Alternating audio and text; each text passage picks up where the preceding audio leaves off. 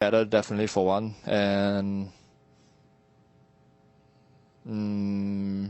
I hope to see a new hero later.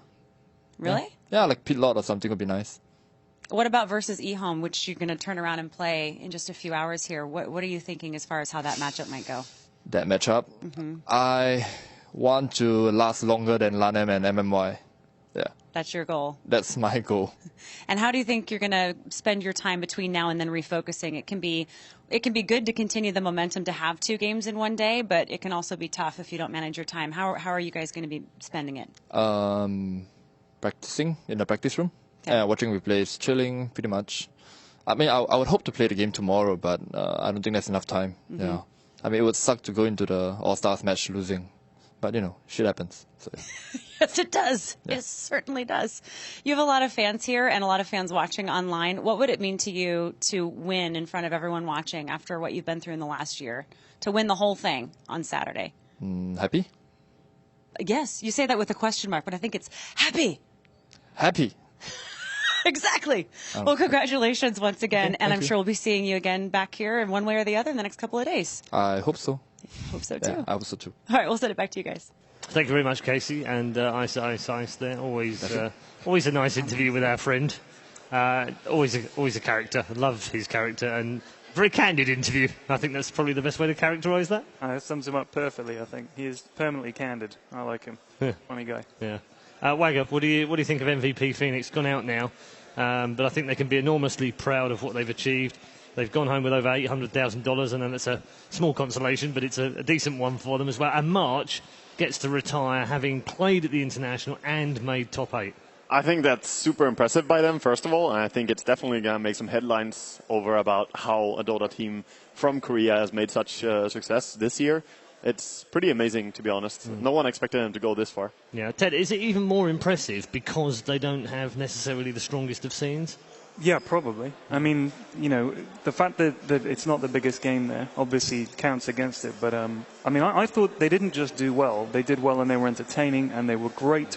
They were just great to watch. I really got behind them. I'm sure a lot of other people did too. I think it really makes a big difference as well for them. It's much harder for them to practice over there because I talked to Jarex, one of the players from Hot 6, and he said they have to either queue up for China or Southeast Asia where they will play on very high ping, or they have to play against people who are in Korea, and basically it's less experienced players. You can't find, like, even the pubs are much worse. So. Just one last question about MVP, and I'm going to put it to Winter. What is how do you categorise the contribution that March has made to improving the spread of Dota 2 in Korea? Father of Dota 2 in Korea. Lovely. The father of Dota 2 in Korea. I like that a lot. We are going to move on. And we are going to move on to our second game of the day. And our second game of the day features Virtus Pro. They were struggling a little bit earlier on, but FNG's got some tricks up his sleeve. When I was a child, like 10 years old or something like that, I hurt my knee and I started to play computer. I started with Quake, Counter-Strike, Half-Life probably, and then some friends showed me Dota.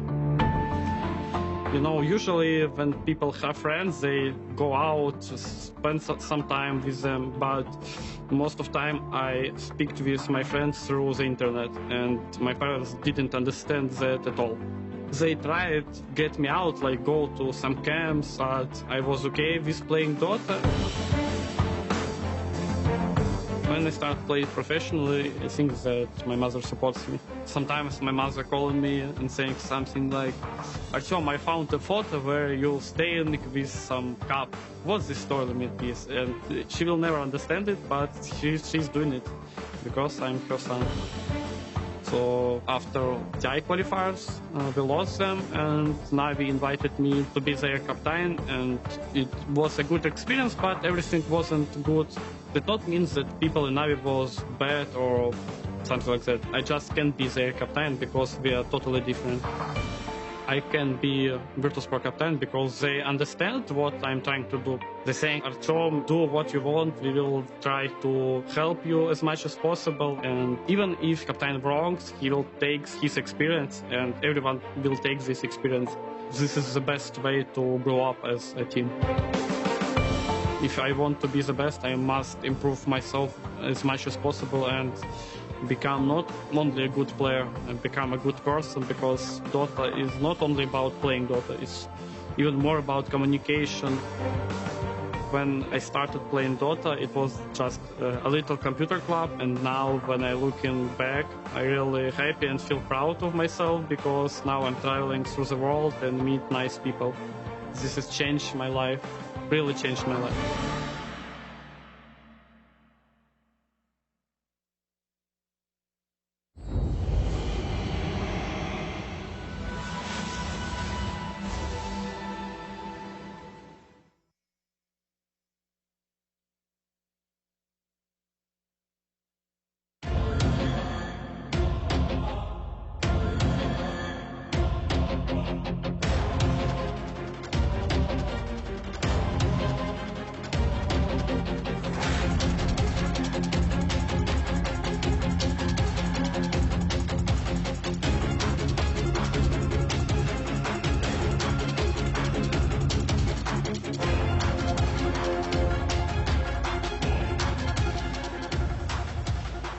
There we go, Virtus Pro, led by first-time international player, first in the international from Belarus as well. They go head-to-head with a team who are no longer a secret. That secret has been revealed, and it turns out they are human. But S4's also got some tricks up his sleeve as well. I remember when I was like 5-6 years old. Sometimes I woke up and I see the light under the door. Oh my God, I think not again. I opened the door and I said, Gustav, for God's sake, turn off the computer. It's school time tomorrow. All of our family has always been into physics and gaming in general.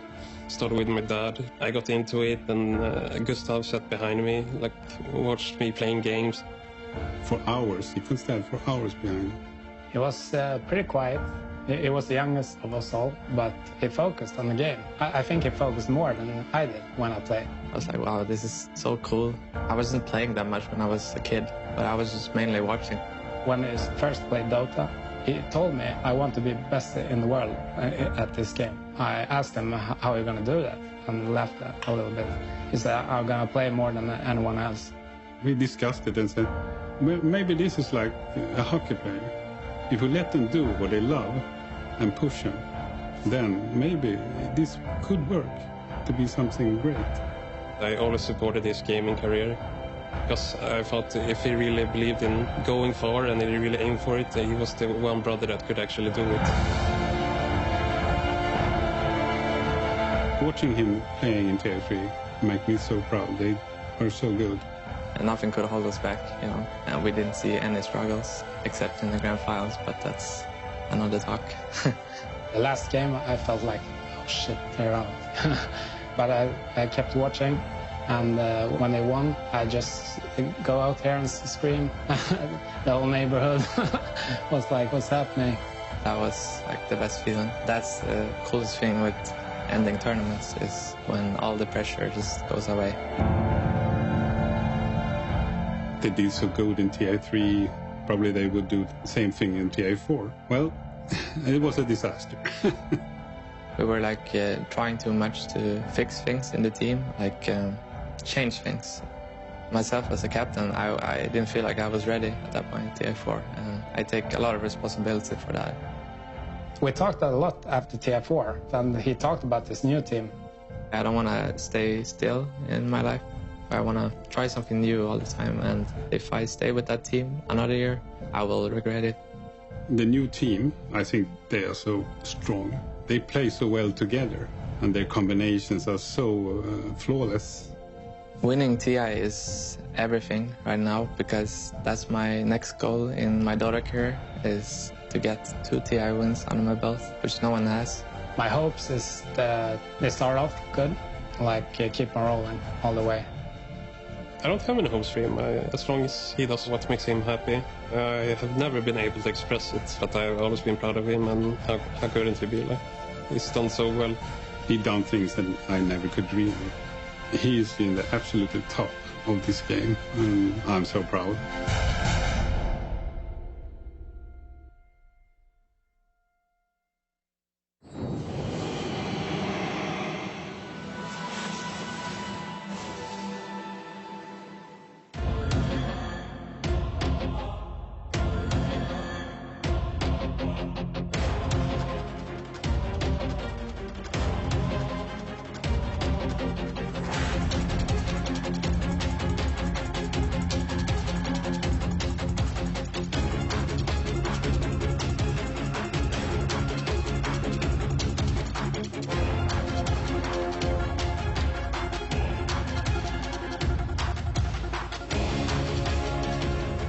Team Secret, the favourites coming into the International 2015, but dumped down into the lower bracket.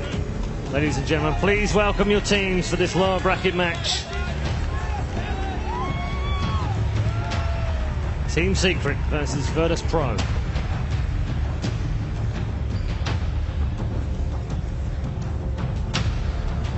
I suppose we could argue they're the last two teams from Europe, although I think the CIS and Russian regions will probably give us a hard time for that as well. That hair. I wish I had hair like that. Unbelievable. Do you not wish you had hair at all? Well, yeah, that'd be a start, Paul, but, you know, you got to think big. Think big. So, as they enter their pods, we'll get ready on the panel as well to discuss both teams, their recent run through the International, what they've done at the main event, and how they fared in the groups as well. But first, Mr. Period and Flags, yeah, fellow. Well, you feel that the analyst team haven't been tested enough? I think that they all sit there and they think they know it all. So I've got some questions, thanks to Knoxville, who's prepared these. Let's just see how smart you guys are. Paul, perhaps you could keep score. All right. Okay. I'm running this down. Okay, so I'll ask a question. You each get a turn to answer, right? So question 1. At the start of today, which team has killed the most couriers, group stage and main event combined? Merlini, your guess. You should definitely know this, Ben. Come on. This is important. I will go with MVP Phoenix. Okay, your guess, Winter? I remember someone killing the couriers, but like